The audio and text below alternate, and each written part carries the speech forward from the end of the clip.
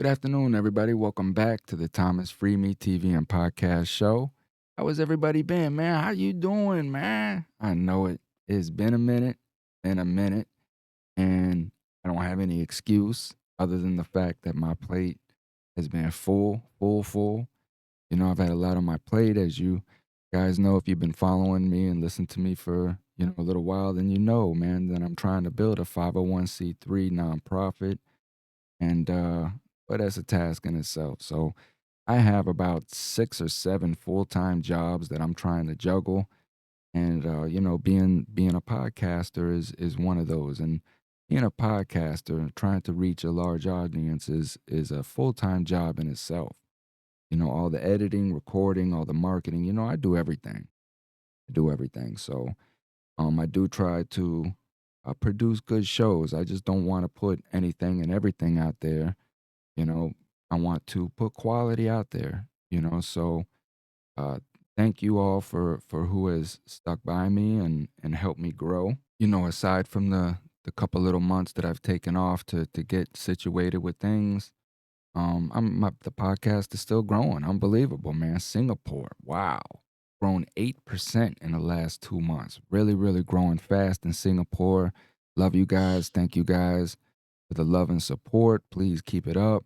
The UK growing, grew 4%. I'm growing, man. I'm listened to in 20 countries around the world. And 89% of my listeners right here at home in the good old USA. Boy, I tell you, it's crazy. Life is crazy over here, man. Very volatile. Very, very volatile. A lot of fear, a lot of nerves, a lot of emotions. Swinging both ways. So we'll just see what life has in store, man. Like Bruce Lee says, be like water. Just go with the flow.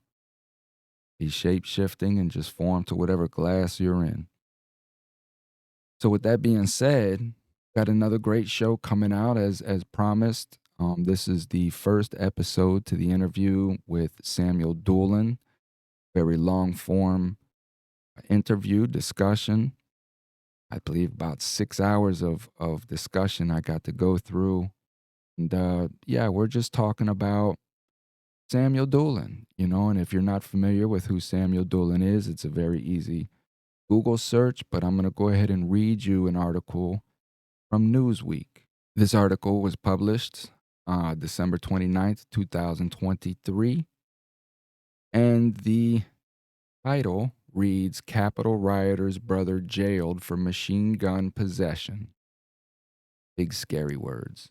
Of course, this is what media is known for, is their headlines. This has gone way back to when they were, selling the newspapers out on the corner. They would, have to come with these big captions, big bold letters and captions that catches your emotions and makes you want to spend them couple little pennies to buy that newspaper. But nothing has changed with media. It's still the same. So continuing on, the brother of a man who is serving jail time for participating in the Capitol riot has been jailed over gun charges. Samuel Doolin, 28, of Lakeland, Florida, was sentenced in Polk County Circuit Court on December 19th to 1 year in jail after he pleaded no contest to 2 counts of possession of machine gun and 1 count of possession of a short-barreled rifle, according to court records seen by The Ledger. He was initially arrested in December of 2022 when a state trooper pulled him over for driving a car without a proper tag and then noticed a handgun on his seat. Doolin and his passenger, Tiffany Beam, who police said in a press conference was his girlfriend, refused orders to leave the vehicle. Polk County Sheriff's Office deputies who have arrived on the scene to assist broke the vehicle's back window and hit Doolin with a taser. The deputies then found multiple guns inside the vehicle. So then the article continues on to speak about Samuel's younger brother. His younger brother, Joshua Doolin, 25, is serving an 18-month prison sentence for his conviction on charges related to January 6, 2021, when former President Trump supporters stormed the U.S. Capitol to contest the results of the 2020 presidential election. Joshua Doolin was convicted of civil disorder and 3 other counts in March and sentenced in August for stealing a riot shield and using it to push against officers during the riot. So, yeah, this is who we got. And if you guys understand the premise of what the Thomas Freeme show is, it is all about the thought process, right? I like getting into and discussing about the thought process of things. A lot of shows fuel itself off of the crime and the drama. And yes, we do get into the crime, we do get into the drama when I speak on prison, when I speak on these things, you know, of course we bring these elements out, but it's not the focal point of what my show is. I'm not here for likes and subscribes, and I'm not gonna, you know, be fear mongering or exaggerating situations for that purpose. My whole premise of this show is to understand the thought process because the thought process is where it all begins. And if you have an irregular thought process or a deviant thought process or an addictive thought process or any type of that form, it's going to lead you down a pernicious road. So regardless whether you end up in prison, you end up addicted, you end up homeless, from my experiences, it kind of all stems from the same root, right? Environmental structures and pressures and opinions and perceptions that form a thought process into a child, which then has to come into the world and use that thought process to maneuver through life, right? So when these particular instances or situations come up, I'm really more inclined to know just the thought process of this human being that led them to make the decisions that they've made, and that is the premise of what the Thomas Freeme show is. So, again, here we do this with Samuel Doolin. We know his charges. We know, he was wrapped up in J6. Sheriff Grady out there in Polk County did what he does, which is, you know, provide a veil of guilt amongst his citizens before they even have a chance to even defend themselves in the court of law. Sheriff Grady is very, very well at getting up on TV, his likes and subscribes, and painting a picture, making his citizens of his county who happen to make a wrong decision and end up on his table.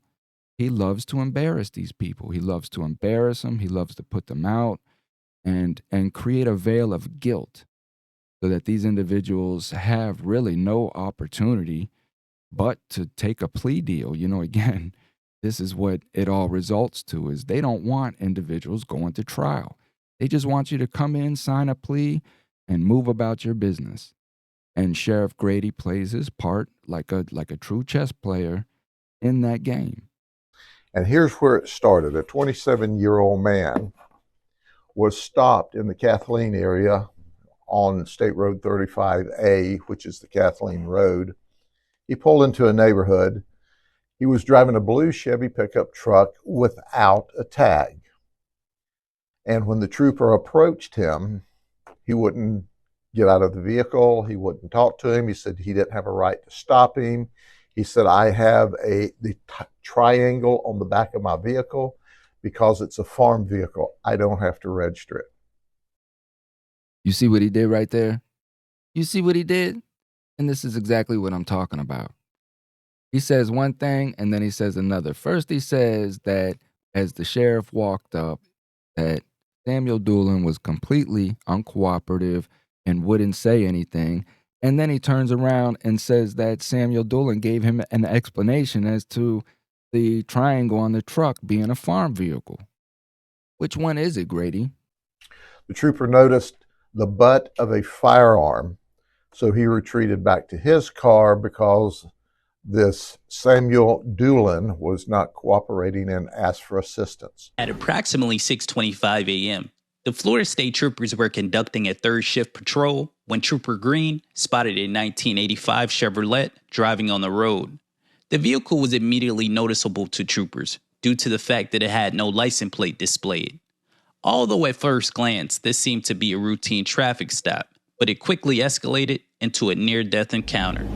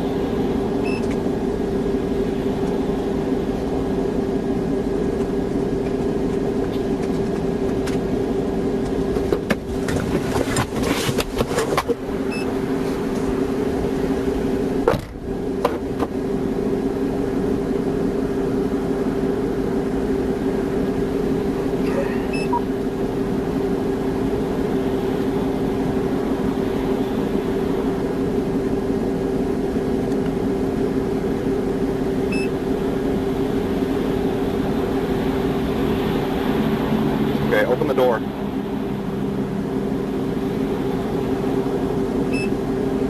Open the door.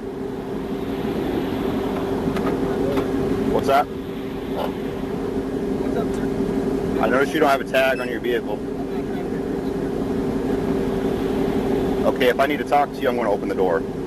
Okay, now that you see that what Grady said was completely false and untrue, right? Complete mislabeling of the situation. The question is was the officer correct? Did the officer have a right, one, to open his car door? That's the first thing, right? Because in law, everything goes by steps.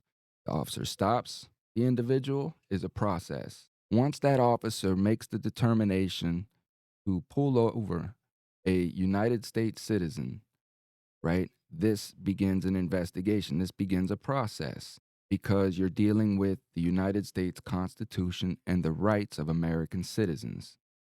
So now it's understanding that the cop pulls over, documents, gets out of the vehicle, he walks to the right side of the vehicle. All of this stuff is very important.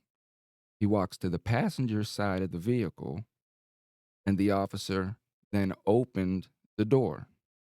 The question is, does the officer have the right to do that? The short answer is no, absolutely not. You are protected under the 14th Amendment and you are protected under the 4th Amendment. So now that is all that this argument is going back and forth between Samuel Doolin and this officer. The only thing that Samuel Doolin was guilty of in that moment was not conceding his rights, was not complying. And that's a big thing with officers. If you do not comply with their orders, to them, that is resisting. No questions asked. And that is what Samuel Doolin was guilty of that morning, was not giving that officer the power that that officer was looking for in that moment, the control that that officer was looking for in that moment. And so when Samuel Doolin did not roll down the window, that officer took it upon himself to try to establish control of this situation by opening the door. That is all this whole scenario that you just watched is about establishing control over this situation. And that is how officers are trained. that the moment you get on that scene, you take control of the scene. And that is what you witnessed right there, was this officer trying to take control. And when Samuel Doolin, who knows his Constitution, who knows his rights, did not give that control to this officer, then he went about taking steps further to get control of the situation. And that is the whole point behind comply or die. If you do not comply with these officers' orders, they will take steps all the way leading into your death. And you'll see in this interview, I told Samuel how lucky he was. How lucky he was, because sometimes they skip steps and go straight to the end result. It all depends on the officers on that scene that day. So before we get into this episode, right, we're going to this is what we're going to ponder upon, is where do our rights stop? You know, you have to give away your rights. You, the United States citizen, have to give away your rights. That's the whole purpose of a plea deal. That's the whole purpose of this whole fear mongering that has become our judicial system, is for you to give away your rights, because 9 times out of 10, they have violated your rights in some sense. And if you battle that, there's a chance that you can expose the fact that these officials constantly are violating constitutional rights. So they limit that as much as possible by getting people to just give away their rights, because once you concede your rights, that's it. It's over with, game over. You done gave them authority to do anything and everything that they can and will and want to you, because you conceded your rights. And this is the fear mongering. What we just witnessed in this video is what happens when you do not give up your rights. All right. How is that illegal?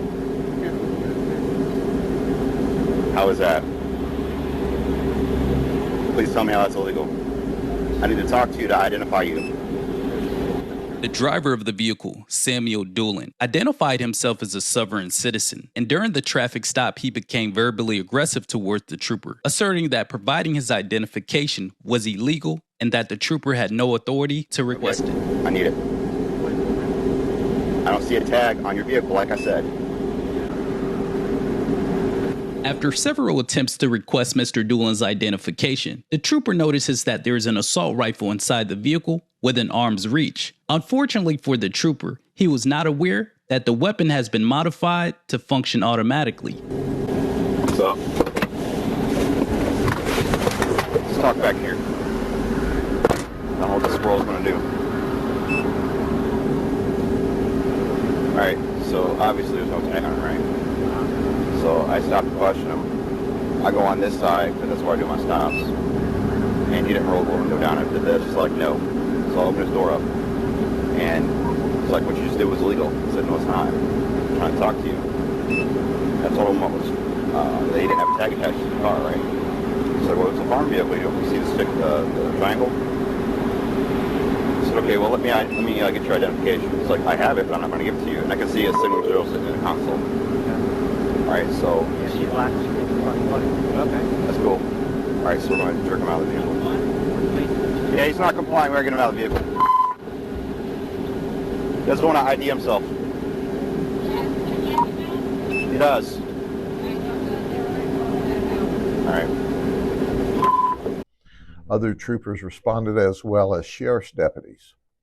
When we got there, we immediately talked to the troopers and we began to hail him and direct him to get out of the vehicle and to show us his hands. Well, he showed us his hands, but he wouldn't get out of the vehicle. He said it was an illegal traffic stop. So our deputies continued to request him to get out of the vehicle. He continued to resist. He had his girlfriend with him. She got to be a part of this and even got some charges as a result. She's Tiffany Beam. So now you've got Samuel Doolin and Tiffany Beam in the vehicle. We break the back window out of the pickup truck. He still refuses to get out of the vehicle. We immediately tased him, and once the taser struck him, he became more compliant. We pulled him out of the vehicle and arrested him. Here's what we learned. He wouldn't identify himself. He wouldn't get out of the vehicle. We saw a handgun. And when we asked him about all this, he said, well, I'm kind of a sovereign and I don't recognize state law enforcement. They have no authority over me. This was an illegal stop. Only the elected sheriff has authority, law enforcement authority. Well, he learned before the day was over that he was right. The sheriff's office does have authority, and we appropriately charged him. But he also learned the state troopers have authority as well because they charged him as well. We took him into custody. Tiffany immediately lost interest in wanting to resist any further, so she was simply arrested and taken into custody for resisting. Samuel Doolin is the older brother to one of the Doolins that was arrested as a response to the January 6th event by the FBI. It's the same family. Quite frankly, when we got there, he showed the hands, but he was not getting out of the truck. We had no right to take him out of the truck because the State Highway Patrol had no right to stop him, no right to arrest him or detain him. Well, he learned differently. So at the end of the day, he's in jail, charged with a lot of different charges. He posted bond and was just about to get out of jail. However, my detectives went and added another charge that you may not be aware of carrying a concealed firearm, because the way he was carrying these firearms was illegal. During our investigation, we learned not only was he carrying firearms, but he had altered the handgun, the Glock, and he'd also altered the AK or the AR-15 so that they were fully automatic. That's another violation of law. So he's picked up several felony charges. It's interesting. He went from no arrest to several very significant arrests with altering guns to be fully automatic. Now, he says, this is what he told us, that he was an Army Ranger and he was just released from the military because he wouldn't take a COVID shot. I don't know if that's valid or not, but I know that's what he told our detectives and deputies. So this is one more example of the Florida Highway Patrol and the Sheriff's Office working together to ensure the safety and security of the community. He had the ability to be very violent, and we just thank God that he didn't pull that gun and start shooting a fully automatic firearm at the troopers before we got there, or at us either. But he's in jail. The community's safe. He's facing a lot of serious charges because of the relationship with his younger brother and him being under federal charges. We've also notified the FBI. So in the event they want to tack on any federal charges as well, that's their decision. We won't make that decision. We can't make that decision. However, he says he has sovereign tendencies, and today he has jailhouse tendencies. You know what I'm saying? So that's our Christmas present to him, early present. When you don't obey the law, we're going to lock you up. Merry Christmas. And Sheriff Grady does that here. He puts out in the public about how this individual is fighting for his sovereign rights and proclaiming to be sovereign. None of that was true. None of it was true. Sheriff Grady puts out there that this is a dangerous individual who doesn't respect law and doesn't respect this. None of that is true. None of it was true. But more specifically, on the contrary, you're going to find that Samuel Doolin very much cares about the Constitution, very much cares about law, and very much cares about his God, his beliefs, his Christianity. And since Samuel Doolin was a young child, this has been his thought process. This has been his ideology, and this is what he's followed in his life.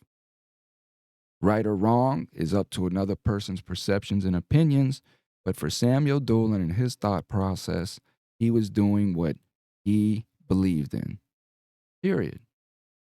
And America and the Constitution is supposed to give you that freedom to express what you believe in freely, without persecution, without pressure.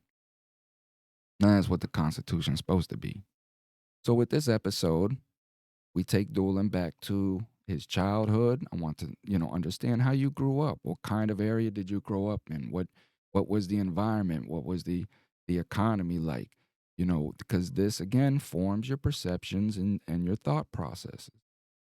And so this first episode, we go back to his childhood all the way up until Samuel Doolin is now entering into the Army Rangers, right? So this is a great point of the discussion as well that comes in the tail end where he is now coming into and enlisting into the Army as a Ranger, and all of this amidst all of that woke movement moving into our military.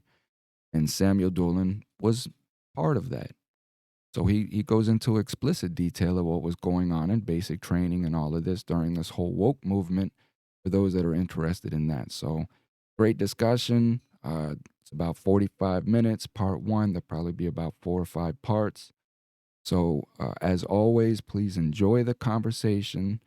Please leave a comment, like, subscribe at the end. Let me know what you think. Let me know what you think about old Samuel Dolan. A lot of great episodes coming up. So stay tuned. Stay tuned. Love you guys. Thank you guys again. Singapore, UK, Australia. Thank you guys for the love. Canada, thank you guys for the love. Keep me growing. Put me out there. Thomas Free me. The thought process. We'll start out with who you are, Sam Doolin, the child growing up, your dreams, your aspirations, how you got into the Army Ranger, because I want people to know who you are, your thought process, growing up as a human being on this planet, your thought process, so that when we get into the element of this quote unquote crime, people will kind of understand your thought process, right? And they may hear you a little bit more because they understand your thought process as to why you're making the decisions that you're making at this particular time. So that's the kind of show that I want to bring out between us. So I may play a little devil's advocate in that, I may throw some things out there that I feel that the general public would want to question you on, things like that. It's not to judge you or anything. It's just to bring out, conversation, points for the listener to kind of engage in, because my whole thing is I want them to hear you. Again, going back to the premise of my show is for Americans who are who have dealt with the government in some kind of way, whether it's through child care, family law, whatever it is, right? Because I'm trying to show and bring out this government control over us. And I'm trying to show how we as Americans have been indoctrinated for generations to believe something that isn't real, isn't what our Constitution is based on.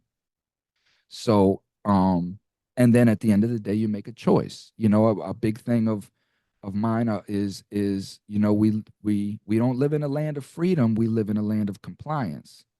You're only free as long as you comply. Once you step out of that compliance, you'll find out that you're not very free. So it's either you comply or die.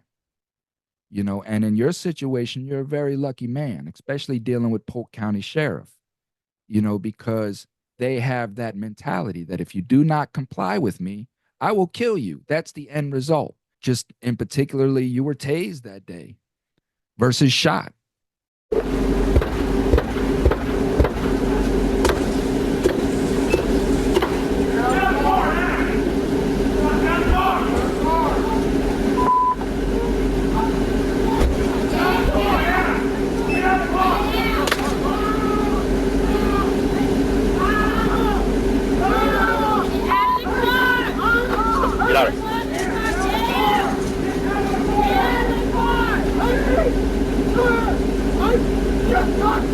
Open the door and get out of the car. Now!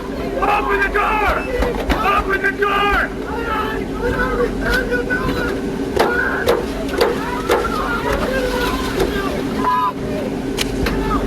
Get out of the car now!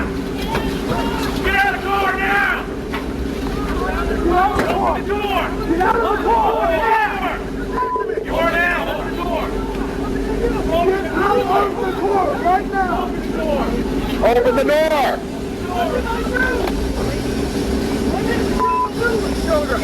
Get on the ground. I got his hands, I'm gonna pull him your way. 13. Hey, I'm just letting you know. A man didn't talk to me. He opened my door. Grab his Without pistol. asking. Get out of the car!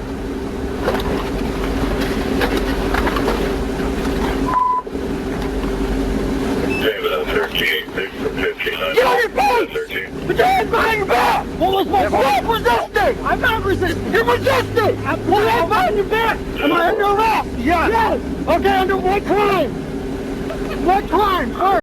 You know, and that is just kind of what I want to try to bring out to the people, you know. So Sam Doolin, very well aware of the environment that our discussion will kind of revolve around today. So I'm well experienced in this environment. I'm well experienced in Central Florida behavior, mentality, ideologies, and you know, it was funny. I had a friend reach out to me, not so much a friend, just somebody I guess that had followed the show, emailed me, and you know, we became acquainted after that, and he brought you to my attention, you know, in that, you know, there was this individual that, you know, had a message that he wanted to get out to the American people about what had happened to him, his ordeal, and his dealings with Polk County Sheriff, and you know, that piqued my interest right away. And then, of course, to find out that you were tied into the January 6th quote unquote insurrection dealings, which, you know, we'll talk about that a little bit later. But first off, I just want to introduce to all my listeners, Mr. Samuel Doolin, and let's just start off with saying hello. How are you doing? I'm doing good, sir. How are you doing? Man, I'm blessed, man. You know, Sam, you know, I just turned 49 in August, and I've been down a long road, a long, hard road, a lot of trials and tribulations that I've put myself through, and I've had to learn and grow and experience, and I'm just truly appreciative and blessed to be here, to be alive, first and foremost, all the dangerous situations that I've put myself in, but just to be here and to have the knowledge from the experiences, just a vast amount of different experiences, and I'm just so grateful and humble to just be here, and thankful, and to have this conversation with you. And like I say, you know, if you've lived 40, 50 years on this earth, I don't care who you are, what color you are, where you come from, you've had trials and tribulations that you've had to overcome and go through, you know, and that's my blessing in a Socratic kind of way, I guess you could say, is that I have built for myself the ability to sit down and just have conversations with human beings about their life and their experiences, and I'm just truly blessed in that, you know. So people ask me how I'm doing, and I'm blessed. There's nothing else to say about it. So So Sam, tell us a little bit about yourself, man. Tell us, you know, where'd you grow up, how you grew up, your family ideology, you know, your mom, your pops, you know, what tell me about yourself. So I'm Samuel Doolin, born and raised in Lakeland, Florida. My family, great grandparent or great grandparents or great grandparents moved here early America or early Florida. They knew all the people the roads are named after. Orange groves, they owned a bunch of them, and so anyway, I had a great uncle that he was pretty much a legend around here. So um, that being said, grew up in a family of seven kids, and I'm second youngest. I have a twin sister, and so anyway, public schooled for about fifth grade, and then uh, my parents pulled us out to homeschool us. That lasted a month, and then we were basically self-taught at that point. You know, when we decided we wanted the GED, we grabbed the GED for Dummies and passed the GED, and then and so on and so forth.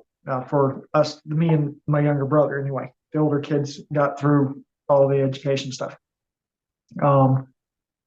Then I grew up around a lot of homeschool families and went to different churches, but ultimately the one that really stuck for me was a little home church where the pastor encouraged us not to just take his word, but to actually search the scripture, how to use critical thinking skills to rightly divide the word, and to challenge one another. So he said, if he says something and the scriptures disagree, he's wrong, the Bible's right. And so it's the top authority, and it has something to say about all areas of life.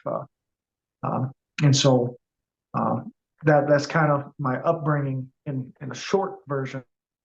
So give me an idea of what Lakeland was. Like what year was this? What decade was this?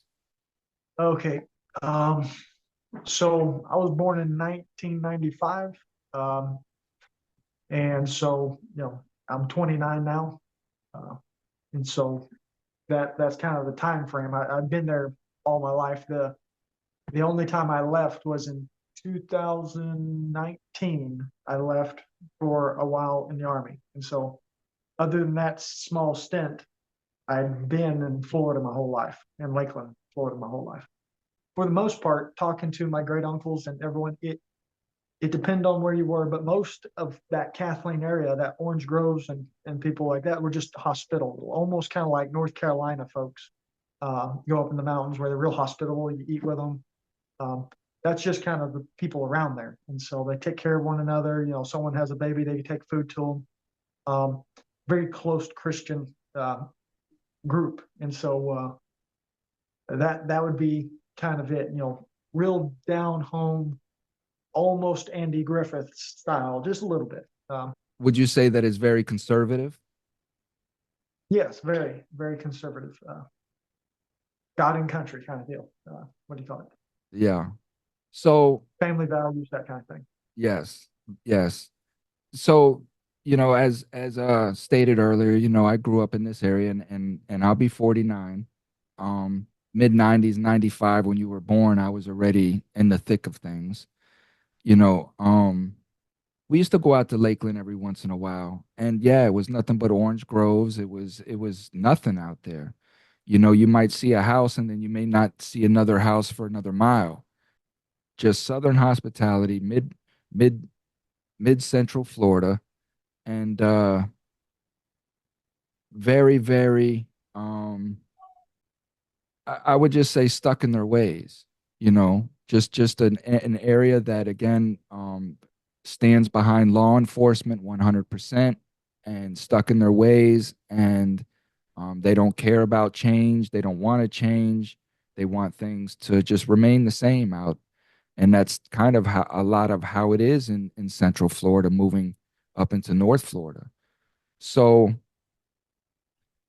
you homeschooled, got your GED, and then you said that you went into the service, correct? Army? Roger. Before that, though, bounced around different jobs. I did a lot of everything, a little home improvement. Took a course in CNC machining, and then um, worked a little bit with my cousin doing the gunsmithing there and machining. And then um, let me think. Owned about every World War II gun there was and working on it. I'd buy broken ones, trying to fix them. And my desire was always to join the military and to serve Christ through that. From a young age, I came to Christ at a young age. I got to know the scriptures. I was always, confronting others with the scriptures. As far as someone would say something about evolution in school, I was the kid that would stand up and ask the teacher, "Well, how can that be when God says the earth's only so old?" And so, always that kind of kid. And so, but I always felt a calling. I grew up on Sergeant York and Desmond Doss, and that those heroes kind of deal. And I didn't have a fear of death in that same way. And so I felt led to be like a missionary, but I also felt the calling to join the service. And what do you call? I figured I'd try Green Beret because they're interconnected with the indigenous people, and who better than win them than a real Christian, and who better to teach them than a person that knows the Constitution and not some broken democracy. And so that was the plan ever since my childhood. So I worked toward the plan imperfectly, but that was always my goal, my set before I joined the military. And so walk us through that a little bit, going into the military with that ideology. How did that pan out? So I'm going to reiterate again. I always had the plan, and I messed it up. I was just, because I was so focused on joining the military, I'd buy broken guns, trying to fix them, learn guns, trying to do everything, these things backwards. As a Christian, the best soldier is the best Christian. That's how you be the best at any job, because Christ's calling is a whole lot higher than man's calling and standards. And so I got it twisted. I became focused on the military so much that I neglected to know my Bible. I neglected to prepare myself and get the other things in order. So when it came time to go, 18, 19 years old, I'm like, I'd be sitting there praying, and I'm like, Lord, I want to go, but I know at this point I don't know the scriptures, and I'll be blown around by peer pressure. And so I'm like, Lord, I don't know if this was your plan, if it still is, or if it's not, I don't know. But I know if I focus on it, I'm going to squander it. So I'm going to not focus on it. I'm going to avoid it at all costs. And if you want this, you're going to bring it to pass. Over, I want to say, a couple of years there, probably 7 years or so, God, unbeknownst to me, threw me right into events that I had to get into the scriptures and dig into them. And I learned to love them and really know them well. And so over this time period, at the end of it, again, I'm in the field praying, and I'm like, Lord, I don't know what to do. What do you want from me? And God just started opening the door before everyone was saying, don't go, don't go. But then after that, all the people that were against it, just unanimous, hey, here's a good idea, go to the military. And so, and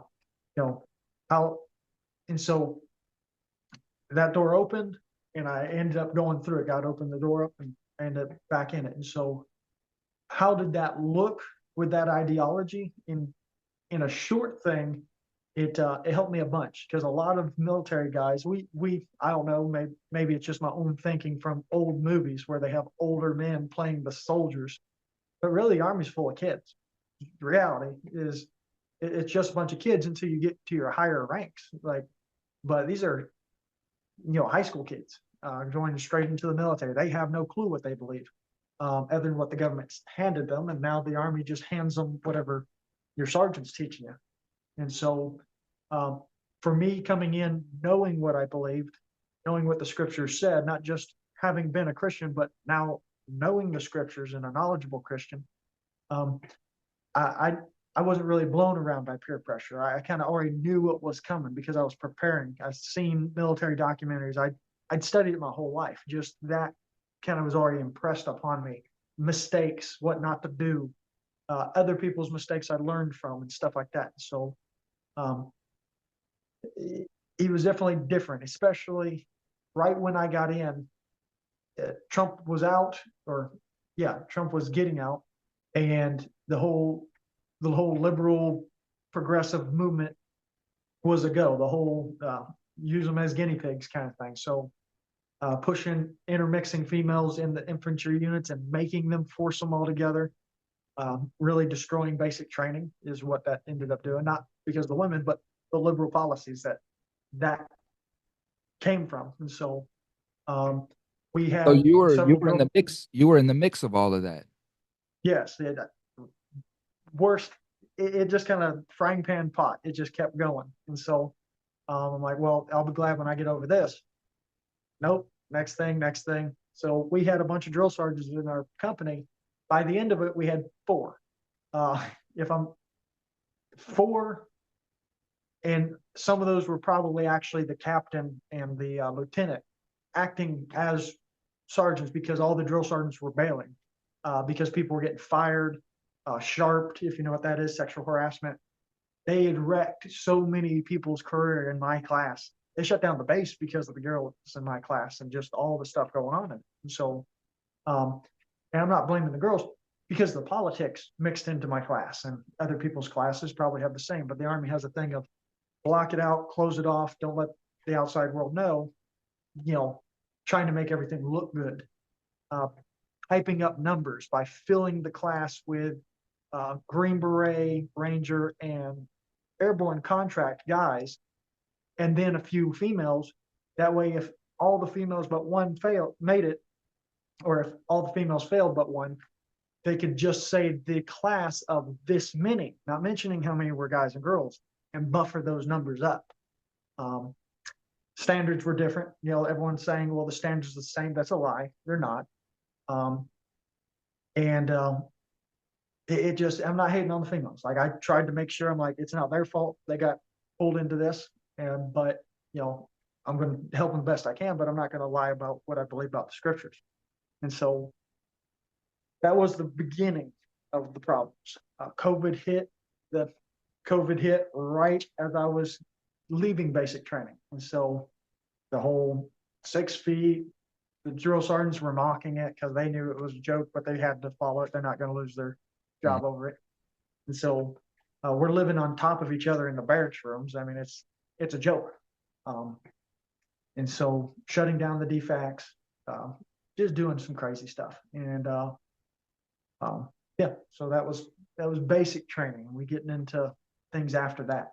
Well, so let's elaborate some on what these females had to endure, you know, because from what I just heard, of course, we understand the whole political movement behind it, but these women that are enlisting and coming in as human beings, they're under the same ideology like you are. They just want to come in. Some of them may be Christian led, like you are by faith. Some, as you said, don't have no direction and they're just joining the military. But these are human beings who are enlisting into something that they believe that they can contribute to, but behind closed doors, it sounds like they're being mocked and made fun of and almost like a burden to this program. Yes. So yeah, if I could say it this way, you know, that I believe the scriptures are pretty clear, or just even nature itself, very clear about there is a distinction between us. You know, we're not the same. A guy and a girl are not the same, but we are valuable in this. We have our values, but in different ways. And so they're not less valuable. They're just different. And so They're just different. They're women. yes. And so that being said, it's not a place for the average female. And I don't even think for any female, if we're just being honest about what the infantry is, that it's just not the place. But the Marines held out on that. They're like, no, until last second. But everyone else caved. The Army's kind of the guinea pig of all things.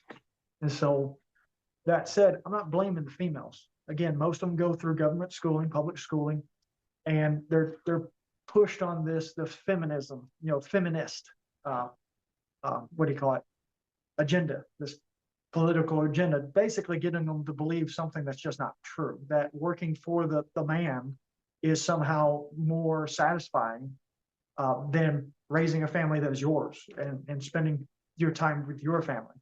And then instead of someone else's stuff. And so, not that there's not a time and a place for stuff, but just stating. These women, a lot of them were either their dads were in the military or police force, that kind of stuff. So they had a very heavy presence of the tomboyish / feminist portion, or a government taught, hey, this is where you need to go. Bring honor to the family kind of thing. So there was a little of that.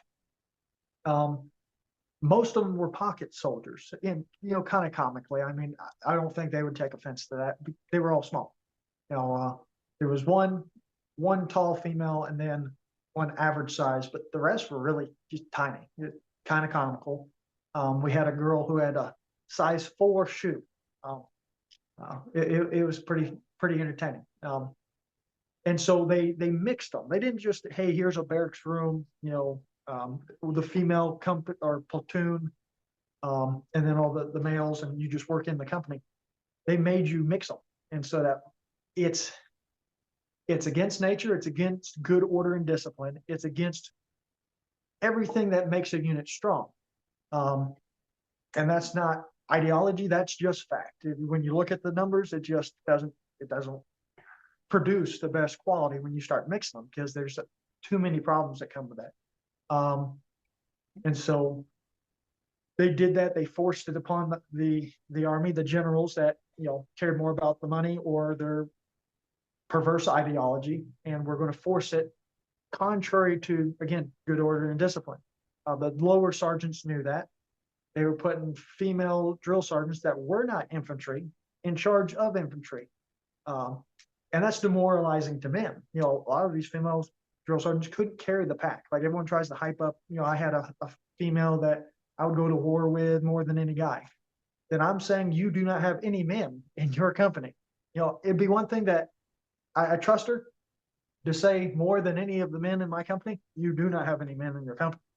That's what the problem was. And so I started seeing that a lot, hearing that a lot, the politically correctness being enforced in behind closed doors in the army. So the females, they were good. They were, it's like having sisters around.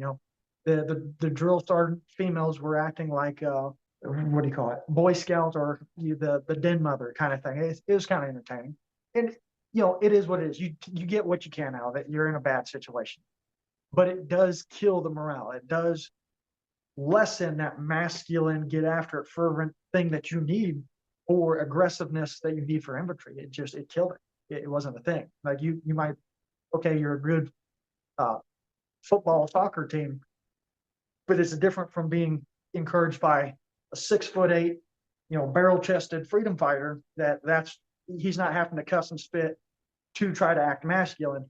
He just is. And so that kind of thing. I'm not degrading the women in this. I'm not. But women will be women. The girls are like, guys would be having a spat trying to solve it the way men do. And the girls are like, cut it out, guys, and it's just that nature. Some didn't, but almost all of them did. And so they lowered the standards for them. They did. There's a different standard for the females than there is the males. They'll call it the same thing, like black or gold, but it's different numbers. And so see, that's where I see the problem, right, Sam? I'm a Socratic type of guy. Study a lot of Socrates, and Socrates was a firm believer in the fact that women should partake in battles. Women should be out on the battlefield. And he even said so much as that the children should be up in a hill somewhere to where they can oversee the battlefield and watch their parents in battle. This was his ideology when it came to warfare. First and foremost, as parents, right, they're going to fight 100 times more fiercely knowing that their children are in the hills watching them. And the woman, of course, is going to fight fiercely knowing that her husband is on the battlefield and vice versa. And I truly believe that because I have seen ferocious women. Women can be ferocious. Try ripping a child out of a woman's arms, right? And watch how ferocious this human being becomes. I think that the problem is that this is a man's world and this is a man's structure. And men are trying to control how women should be. And they're trying to make women into men, right? And I think that is where the problem, where the chasm begins, right? And the wedge starts because you can't make a woman into a man. Right. But if you allow a woman to be a woman and you design a structure, you allow this structure to design behind this woman, women will then find their place, whether it's on the battlefield or any other place, because women are completely different from men, right? And I think that is where we as humanity have gone awry, is we're trying to tell other human beings that we have no understanding or idea of how they think or operate, how they should think or operate. And we've built a structure and we expect these women to be fruitful within this structure that man has built for them. I think that is where we have gone awry and where we have looked at women as this soft feminist creature, but she's not. Society has kind of formed her into that. You can absolutely see the ferociousness come out of women in many different aspects. So I hear what you're saying, and nowhere did I feel like you're degrading women or anything of that nature. But this is what you're seeing. This is your experience, and what you outlined is exactly that these women were forced into a man's world and expected to perform at a man's level. Of course, they're going to fail. They're not men. So now Well, they have to set a separate structure for these women. But again, it's men setting the structure for the women. it's an anti-God system. Like the country was set upon those principles which come from the scriptures. You can find much of it. There's some that I would question and go, okay, like being able to just take people's land and say for government use, unless there's something I miss, like they rewrite history or lie about it. But what you can find in history, unless there's something I'm missing about the rules there, that's not biblical. Even wicked King Ahab and Jezebel could not take the other man's land, the vineyard next to him, just because he wanted it. The man said no, and they had to kill him in order to get that land. Like, if wicked King Ahab knew that he couldn't take the land, where did our country get that biblically? It's just not, and so causes problems. There's other ways around it. Everyone's like, well, what about this? There's another way around it without causing a new issue. Mhm. And so, anyway, again, unless there's some other detail I'm missing about those rules, which is a lot of times there is. But that said, this country was laid upon Judeo-Christian ethics, the scriptures. And so we find the scriptures to be true, regardless. If you're an atheist and you don't believe in God, you would be a fool not to follow the scriptures, because there is no book like the scriptures. There is no book like the Bible.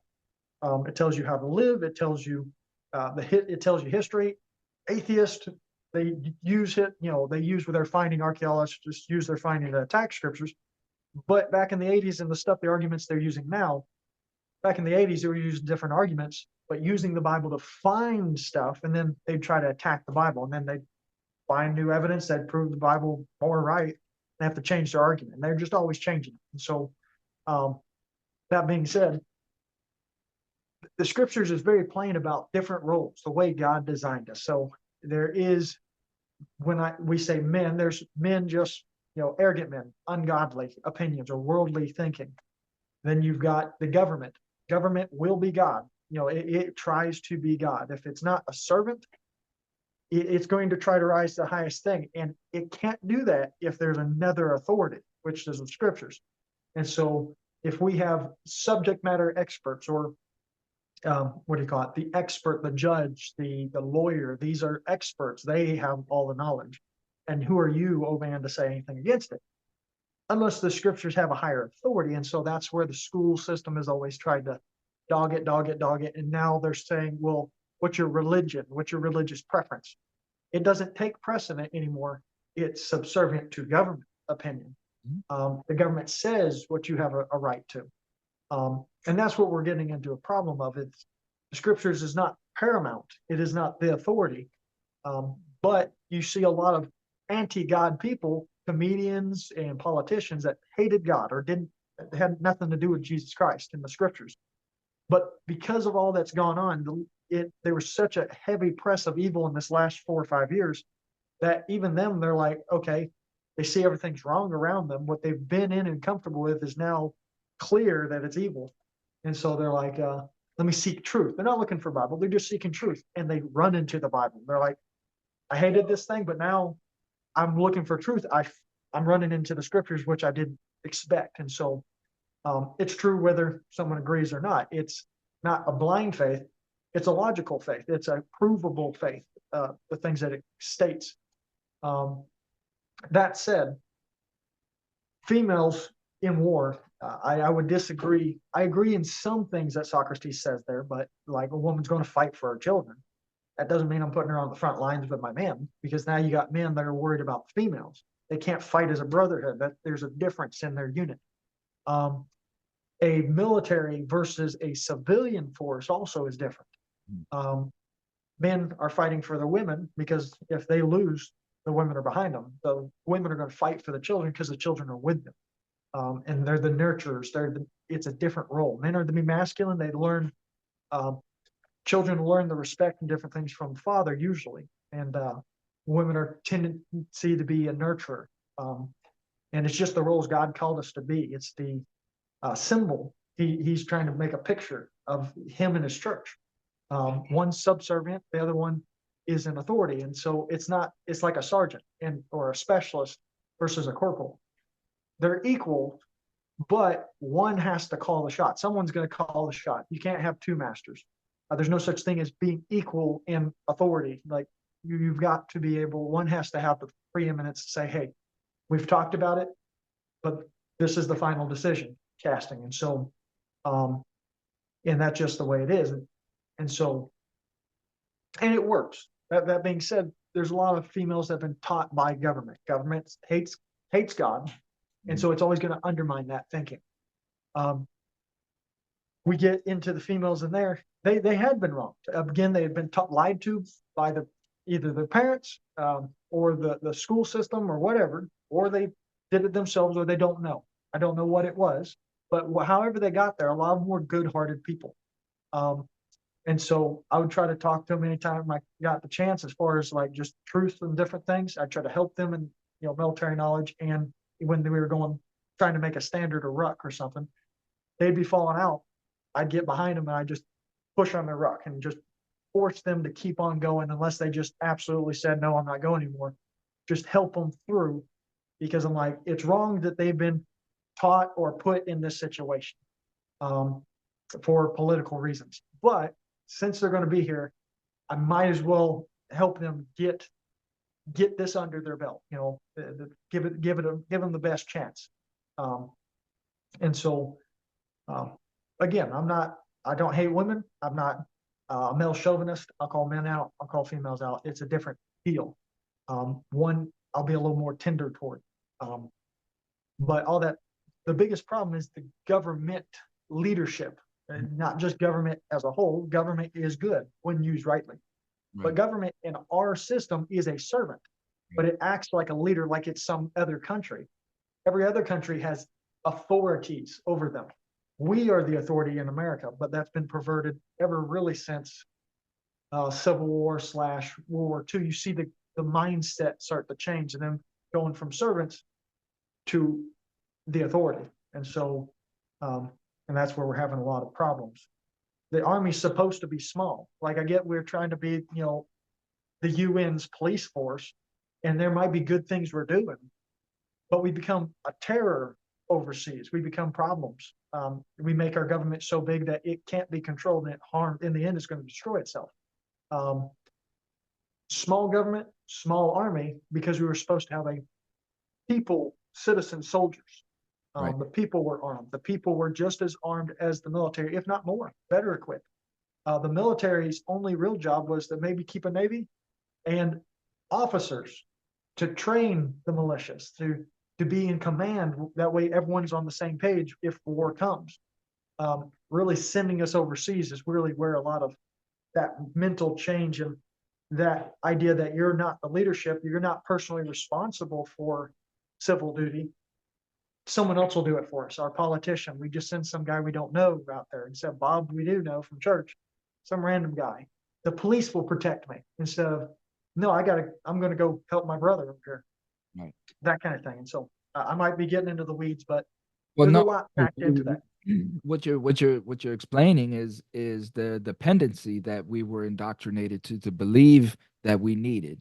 We needed to be dependent on the government for safety, to protect us, whether it's in our community from foreign invaders, and this is a big message of mine on my social media platform. They've used methods of indoctrination through these TV shows. I was just having this conversation the other day. The TV shows where they portray all of these individuals to be heroes, whether it's an officer or a medical doctor or a prosecutor or a military person, they're all heroes. And then the movies are designed to show, to humanize these heroes so that when you see them out in public, you recognize them as heroes, you know? So it's understanding that all of these movies, Hollywood has indoctrinated us to believe that when we see this in public, they're on our side, they're there to protect us, so Right. that now we don't question the officer when he comes and pats us down illegally or tells us to get up against the wall, and starts questioning us, because in our mind he's a cop, he's just doing his job. But in reality, this dude could really be a serial killer, or a gang member, as we're seeing all across America, where these gang members are becoming police officers and things of that nature. So it's in reality, you have no idea who this human being is that's wearing these clothes of power, who is now telling you as another human being to do something that, if you're knowledgeable, is against your constitutional rights. So it's that is where we as America, as you have explained, flip got flipped on. We have became just a bunch of dependent sheep. So one final question about this time of your life, was and is the military what you thought it was going in? I preparing for it, kind of, yes. I talked to other military guys. I already knew that it was kind of a dark place. In the training is one thing. In the barracks is different. In the barracks, it's a bunch of drunken pirates, in some senses. But in the Army portion, the actual training and service, there is a brotherhood, but it gets confused. Sometimes it's toxic. It depends on your unit. Some units are great. Even in the same battalions, even there, one's garbage, one's great, one's toxic, one's fantastic and humble. And so I just knew that about people. The heart of man is deceitfully wicked above all things. Who can know it? If you're not a Christian, I don't expect you to have very good morals, and unless you're clinging to the Army ethos and stuff like that, arbitrary. Maybe you're doing that, and you're not a Christian, but you just don't understand that that's not consistent. But those are good standards to live by because they are truths that the scriptures even promote. Mm. And so, there are commanders like that do good and just follow the Army regulations. But a lot of times they're self-serving. A lot of times it's people that have been in. Everyone else got out and they stayed in. They were no good, but they happened to stay in long enough to gain some rank, and it becomes toxic. Men that have never seen war talking about war. And everyone's competing with one another. So it's especially bad in peacetime because everyone's competing. They haven't seen war, so humility's not there. The somberness, the severity's not there. It's more like a college frat. But on the other hand, again, non-Christian influence is being weeded out. And so if you're having that, the kind of people, the caliber of people coming in are less and less moral bound. Mm-hmm. And that's a huge part. Going back to the females thing, there's a political agenda. It's not just, hey, come in and we're trying to be equal. They're not. They're not. It's not. Anybody believes it's not tolerance. It's preaching tolerance and calling you bigot until they're in charge, and now they're forcing you. You can't just accept them. You have to promote them. You have to get. They put these guys in leadership. They would never naturally make it into leadership over another man that's a moral man. It's political people placing these guys in there over another, or putting in rules and regulations that promote someone that's not worthy of the job over someone that's overqualified and should have the job. And so stuff like that, pushing females, really pushing and promoting this idea of, hey, get in, really hate yourself for a while there, trying to like fight the man, and then go become a transgender. We're going to pay for it. There was a heavy push. A lot of the females that I knew, they did that, and it ruined their lives. And some of them haven't they are in turmoil. They don't know why. They think it's just the man that's against me. No, it's the government that's trying to ruin. Satan's head of this thing. He's here to kill, steal, and destroy. There's a reason you're in turmoil, because it's you weren't designed for this. This is not natural. This is not good that's going on. And so they're not trying to serve. It's not like someone's trying to murder their kids and they just pick up a gun and start defending themselves. They're trying to be men, like you were talking about. They're trying to make them men, cut their hair, dress, and act like a man. There's a difference. There's a difference. There's kind of tomboyish or a little bit more authoritarian of a woman trying to, keep things in good order. And then there's trying to be a man. That's most of your army. And a lot of the women see after their first term, they're like, I've been tricked.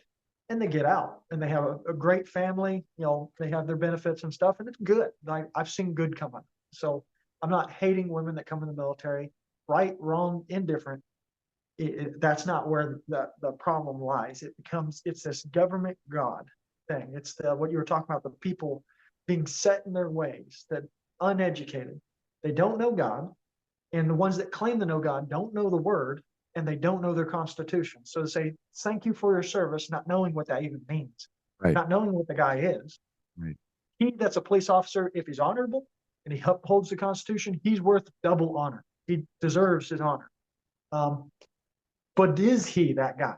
Majority or not? Majority go by their training, and their training is unconstitutional. Their training teaches them to violate the Constitution. And that's what people don't get, because they don't know the Constitution.